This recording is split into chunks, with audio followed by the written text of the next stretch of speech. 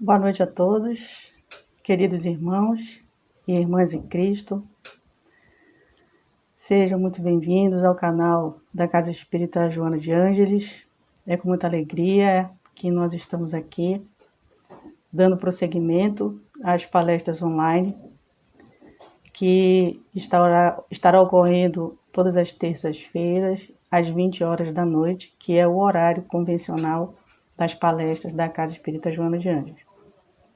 Congratulamos-nos com todos os trabalhadores da casa e agradecemos a todos aqueles irmãos e irmãs que estão nos assistindo neste momento, para que possamos continuar o nosso trabalho que, apesar da distância física, estamos sempre unidos pelo pensamento, pelas reflexões, pela prece, em nome de Cristo, nosso modelo e guia da humanidade. Então, o tema que nós apresentaremos hoje é família e assistência. E antes de nós darmos início à nossa prece, pedimos a todos que participem do nosso canal, sugerindo temas de palestras, sugerindo leituras, comentando, para que a gente possa cada vez mais melhorar a qualidade do nosso trabalho junto a vocês. Então, vamos, como é a nossa prática, antes de qualquer tarefa que vamos realizar, nós elevamos o nosso pensamento a Deus, pedindo o amparo e a proteção para a nossa tarefa ser realizada. Então, convido a todos para que possamos, em pensamento, pensar em Jesus, o nosso Mestre querido, aquele irmão, amigo de todas as horas, nosso companheiro inseparável, que é nosso modelo e guia da humanidade, que abençoa o planeta em que vivemos e orienta os rumos da nossa vida, da nossa existência e também do planeta que habitamos. Que possamos neste instante ser envolvidos pela sua paz e que nos deixemos acerenar os pensamentos, as emoções e assim entrar em sintonia com a espiritualidade amiga, para que possamos receber a mensagem da noite, as reflexões da noite, como uma maneira de acalmarmos os nossos corações, as nossas aflições, melhorarmos cada vez mais a confiança no amor e na justiça divina. Que a tua paz, Senhor, nos abençoe, permanecendo conosco, mas que nós também possamos permanecer contigo. Que assim seja.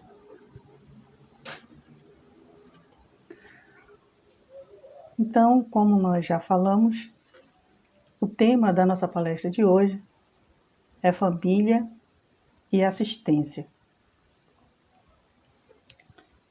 Começamos pela pergunta 775 de O Livro dos Espíritos, onde Kardec pergunta qual seria para a sociedade o resultado do relaxamento dos laços de família. E os espíritos então respondem: uma recrudescência, ou seja, um aumento intenso do egoísmo. E ele continua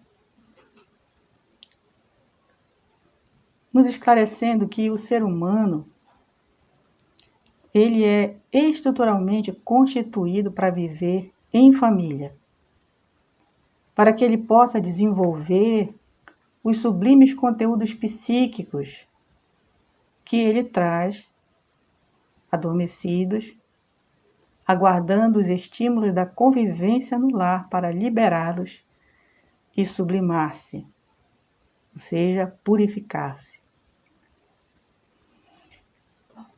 Então, como a gente pode ver pela resposta dos espíritos, se não houverem os laços de família, se nós não aprendermos a conviver em família, nós aumentaremos em nós o potencial do egoísmo. Por quê? Porque a família é um ensaio de uma vivência coletiva. Em uma família, nós somos levados à responsabilidade de cuidar daqueles que estão sob a nossa dependência. Seja ela financeira, seja ela emocional, seja ela de proteção, enfim. Dentro da família, nós ensaiamos com diversos perfis de pessoas a convivência fraternal. Aquela convivência que nos leva a exercitar a fraternidade, a exercitar o pensar no outro, a exercitar o se colocar no lugar do outro, para que a gente finalmente possa auxiliar aqueles que estão na nossa convivência, mas que também possamos aprender com eles. Então, a convivência em família é um laboratório de fraternidade. Como Kardec colocou aqui, nós temos em nosso psiquismo conteúdos sublimes, conteúdos divinos que estão adormecidos e que eles precisam ser desenvolvidos através de estímulos. E esses estímulos, quem nos proporciona ter é a família. Assim a gente vai purificando os nossos sentimentos, os nossos pensamentos, a nossa maneira de ser. Também na pergunta 774 de O Livro dos Espíritos, eles também colocam que há no homem uma coisa que vai além das necessidades físicas. Porque existem pessoas que consideram que a família poderia ser apenas uma questão temporária, como nos animais. A partir do momento que a cria fica adulta e já pode se cuidar sozinha, então a mãe deixa e vai cuidar já dos menores que estão nascendo ou vão nascer. Só que no homem há uma diferença em que ele tem a necessidade de progredir. Então, se eu tenho um filho e ainda que o meu filho se torne adulto, eu sempre poderei auxiliá-lo a progredir, a melhorar-se, assim como ele também pode. Então, nos ajudaremos mutuamente. E os laços sociais, eles são necessários ao progresso. Porque se nós não vivermos em sociedade, se nós vivêssemos isolados, como nós iríamos desenvolver as nossas potencialidades? A nossa intelectualidade e as nossas virtudes. Não é? Ou seja, os laços sociais, eles são desenvolvidos pelos laços da família. Eles são mais apertados através da família.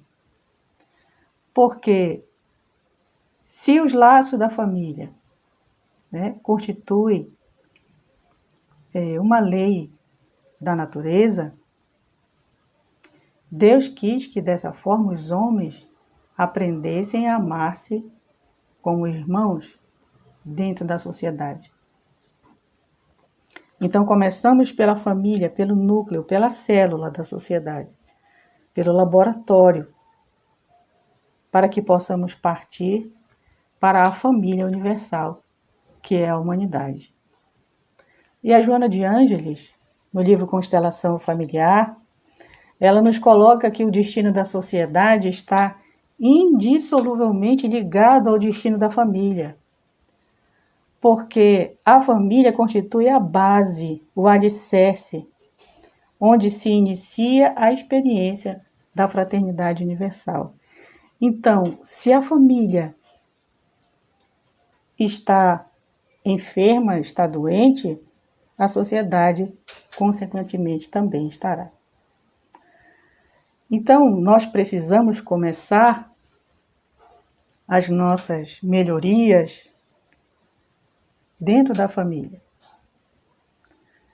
Penso que, nesse momento, é uma reflexão muito importante para que nós possamos fazer, porque estamos em isolamento, em confinamento, com a nossa família. Então, precisamos dar atenção a esse momento, essa oportunidade de aprendizado, que é muito valiosa para nós. Porque se a sociedade está enferma, apesar do alto desenvolvimento tecnológico, científico, mas há uma carência imensa de amor, de fraternidade, então nós precisamos trabalhar isso na família, para que então a sociedade possa ser melhorada. Mas como acontece essa assistência na família? Bom, na família reencarnam diversos perfis de pessoas. Existem aqueles espíritos que são afins por laços de afeto. São espíritos que reencarnam numa mesma família, que se gostam, que já construíram uma relação afetiva de outras vidas. E esses espíritos, eles vêm para se amparar mutuamente numa nova experiência, para que nos momentos difíceis, no enfrentamento dos problemas, a gente tenha aquele apoio, aquele abraço fraterno, aquela palavra amiga, aquele ombro que nos acalenta quando a gente está em dificuldade, quando a gente está triste, quando a gente está desmotivado. Então, as pessoas que nos amam, elas reencarnam numa família para desempenhar essa tarefa de nos ampararmos mutuamente.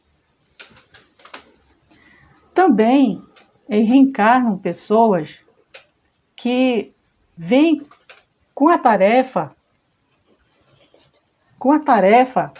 de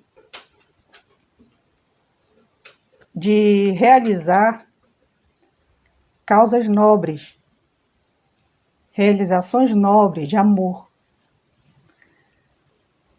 Também esses espíritos são espíritos afins, que na prática do bem, que exercitam o bem, têm o bem no seu princípio de vida. Então também se afinizam muitas vezes para realizar essas tarefas nobres.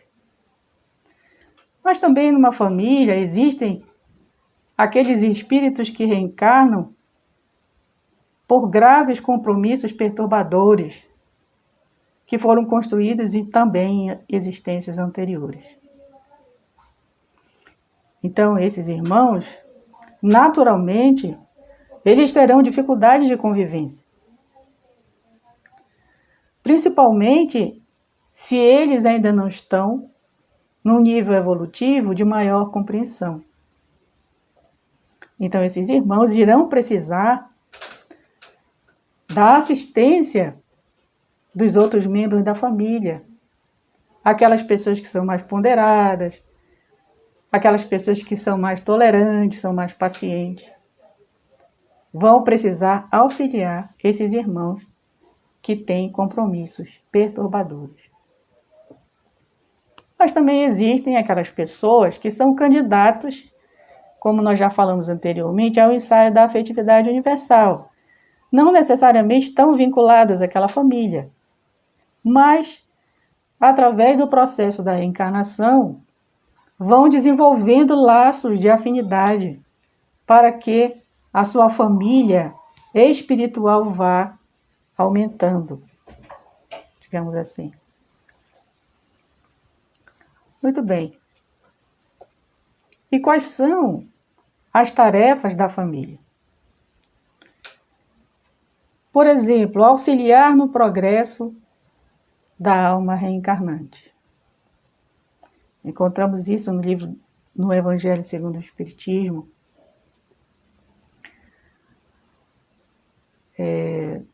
no capítulo 14, o item 9, onde trata-se da ingratidão dos filhos, capítulo Honra teu pai e tua mãe.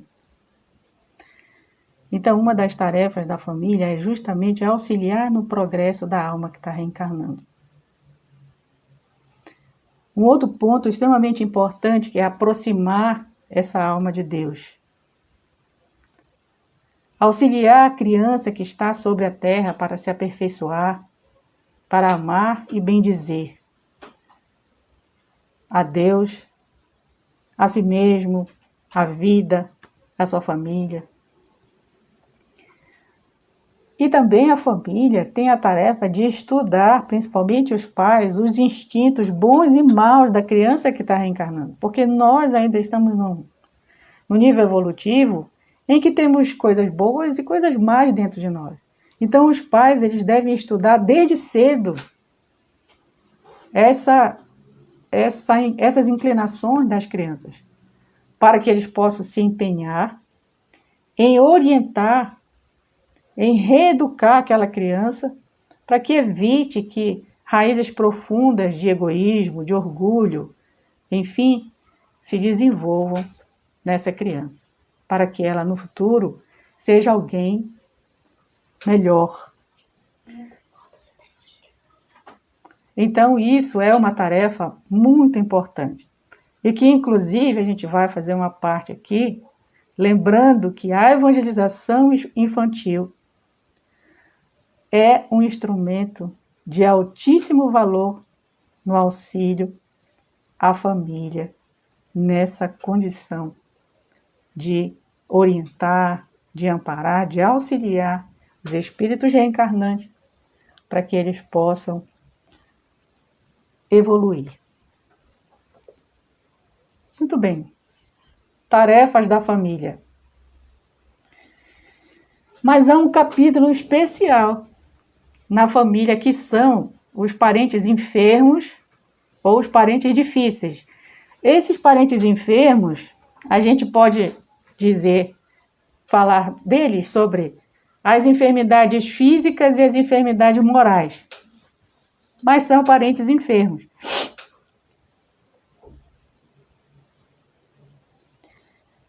E o Emmanuel, na mensagem Doentes em Casa, livro Ceifa de Luz, Psicografia de Chico Xavier, ele coloca assim: se sondasses agora o plano espiritual, para além da morte física, e aí encontrasse as criaturas queridas em dificuldades, o que farias? Talvez surpreendesse um coração paterno em frustração. Mais além, abraçarias um companheiro, um associado, um filho, um irmão, carregando o resultado infeliz de certas ações vividas na terra. Reconhecê-los-ia por doentes reclamando proteção. Demorar-te-ia junto deles na prestação do auxílio necessário. Então ele está colocando aqui que se nós pudéssemos de repente sondar o plano espiritual, Talvez a gente encontrasse lá um pai enfermo, agoniado, o nosso próprio pai, a nossa mãe, com os erros que cometeu no passado, quando estava reencarnado. Algum amigo, um filho que errou muito. O que nós iríamos fazer? Com certeza a gente ia considerá-los como pessoas doentes, que precisavam de auxílio. E a gente ia ficar junto deles, procurando prestar esse auxílio necessário. Mas ele continua: que comportamento tu adotarias se as leis divinas te dessem livre passaporte para as esferas superiores, mas te possibilitando permanecer com os seres inesquecíveis em tarefa de amor, com os seres amados? O que será que a gente faria, né? Deus nos deu o passaporte para a gente ascender para mundos melhores, mas também nos daria a possibilidade de permanecer junto daqueles seres amados que precisavam de auxílio. Não desejarias compartilhar esse mundo celeste com os teus irmãos que estavam em dores? Será que tu conseguirias ser feliz com a dor de haver abandonado esses corações queridos à sombra transitória dos próprios erros? É uma pergunta que ele faz para a gente. Será que alguém de nós consegue ser feliz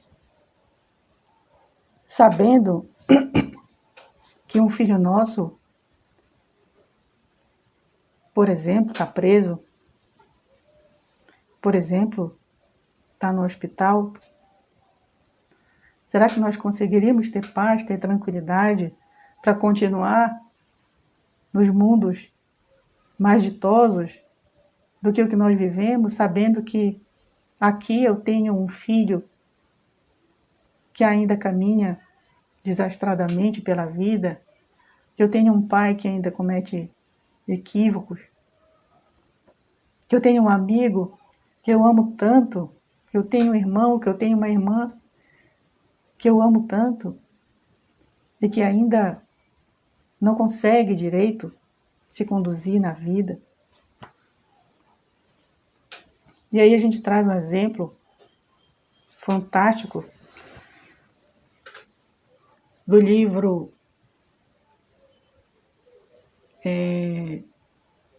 Ave Cristo,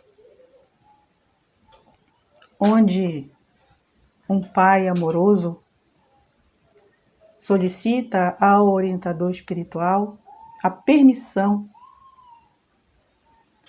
para reencarnar e cuidar novamente daquele filho tão amado que ainda não consegue assimilar os ensinamentos do amor trazidos pelo Cristo. Então ele fala assim: Cláudio, abençoado amigo, peço-te, sei que conservas o poder de autorizar a minha volta.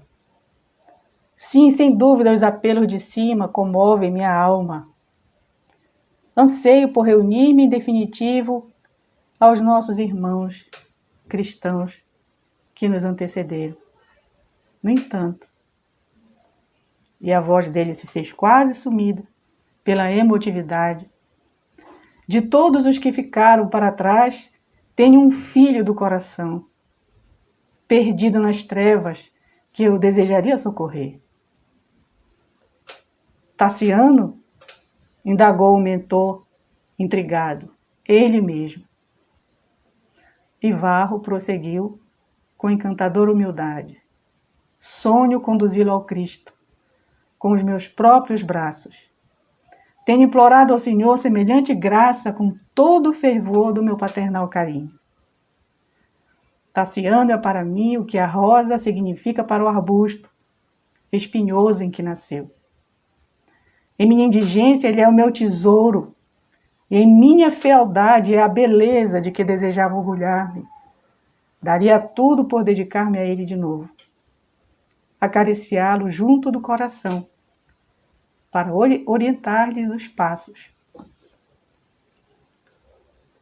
no caminho do Senhor. Então, por aí a gente vê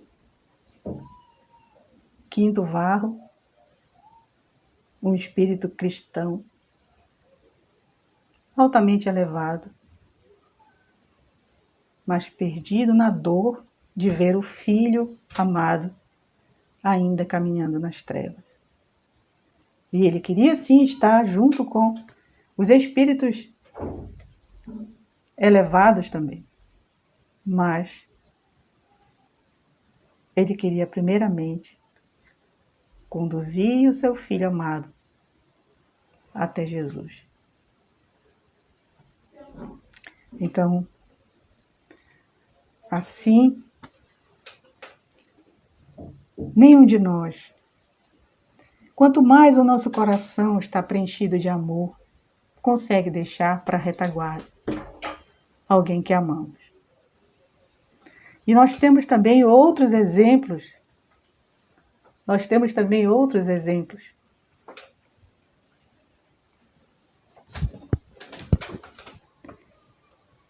Nós temos também outros exemplos em outros livros, quando, por exemplo, Alcione, no livro Renúncia, atende ao pedido de Pólux, que era o seu espírito, o espírito que ela amava, espíritos afins de muitas vidas, onde ele suplicava a ela que ela reencarnasse com ele, porque se ela estivesse junto, ele teria certeza de que ele iria conseguir vencer as provações da vida na qual ele estava reencarnando. E ela então responde a ele: implorarei a Jesus que me conceda a alegria de voltar à terra, a fim de atender ao meu ideal, que se constitui aos meus olhos de sacrossantos deveres. Então, os parentes enfermos ou difíceis são aquelas criaturas às quais, antes de nascermos no plano físico, nós prometemos amparo e dedicação. Os parentes enfermos ou difíceis, eles nascem no nosso grupo familiar realmente convidados por nós mesmos para o nosso convívio, para que nós possamos assisti-los no devido refazimento. Então, como fala Emmanuel, na mensagem aos doentes em casa ainda, apoia-os como se, na medida em que mostrem as necessidades e lutas que lhe marcam a existência. Na certeza de que todos eles são tesouros de Deus em tarefas sob a tua responsabilidade, ante a assistência e a supervisão dos mensageiros divinos. Então, que nós tenhamos a certeza de que nunca estaremos sozinhos nessa grandiosa tarefa. Nós estaremos assistidos pelos mensageiros divinos. Se nós, porventura, tivermos parentes enfermos fisicamente, que precisem ser conduzidos a um hospital durante um longo tempo, se não houver outra alternativa, que assim seja. Mas se eles puderem ser cuidados dentro do nosso lar, se nós tivermos condição, que nós mantenhamos eles dentro do nosso lar. Porque o melhor tratamento é o amor. O melhor remédio é o amor. E isso vai contribuir potencialmente para que ele se recupere. Nem tanto fisicamente, porque a depender da doença não há essa possibilidade, mas com certeza ele vai se recuperar emocionalmente, psicologicamente, espiritualmente. E esse é o maior objetivo. Que o nosso corpo padeça, mas que a nossa alma se liberte, iluminada. Assim nos dizem os Espíritos. E também a dificuldade da tarefa, ela não é tão difícil, nos garantem os espíritos no Evangelho segundo o Espiritismo. Também no capítulo Honrai vosso pai e vossa mãe, capítulo 14, item 9, que é a ingratidão dos filhos e os laços de família. É uma dor, né? A ingratidão dos filhos, a ingratidão de todos aqueles que a gente ama, dói muito. Mas os espíritos nos alertam que a tarefa não é tão difícil como a gente poderia crer. Porque essa tarefa ela não exige o saber do mundo. Tanto o ignorante como o sábio pode cumpri-la. E o Espiritismo veio facilitá-la, dando a conhecer a causa das imperfeições do coração humano. Então, quando a gente conhece a causa das imperfeições do coração humano, e que a gente sabe que depende de nós, depende de cada um de nós, vencer essas causas, então, que está nas nossas mãos, há um conforto muito grande. Há uma tendência muito maior a confiar na justiça divina e a compreender aquelas dores, aquelas dificuldades que a gente eventualmente costuma, às vezes, colocar nas costas do Criador. E quando nós entendemos que Deus é amor, que Ele não quer que nenhum dos seus filhos padeça eternamente, pelo contrário, daí Ele chamasse providência divina, porque Ele providencia tudo o que é necessário para que nós possamos evoluir, então a gente aprende a entender melhor a grandiosidade do Criador. E assim, para concluir, o dizer de Pedro, ele coloca assim: servir uns aos outros de acordo com o dom que cada um recebeu. Então, cada um de nós tem um dom. Cada um de nós é um ser único. Ninguém vai interpretar as coisas como nós. Porque há um lampejo de luz diferente em cada um de nós.